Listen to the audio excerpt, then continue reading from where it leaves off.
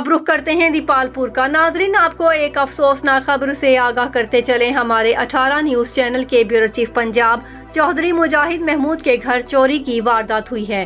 چور قیمتی سامان، زیور، نقدی رقم چوری کر کے لے اڑے۔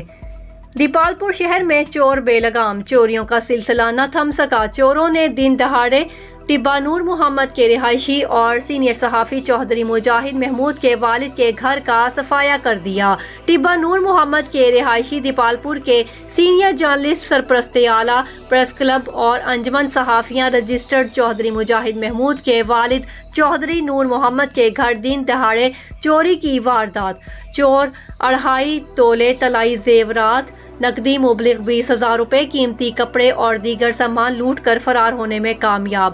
ملزمان کے خلاف FIR درج کرنے کا مطالبہ۔ شہر میں بڑھتی ہوئی وارداتوں پر شہری عدم تحفظ کا شکار۔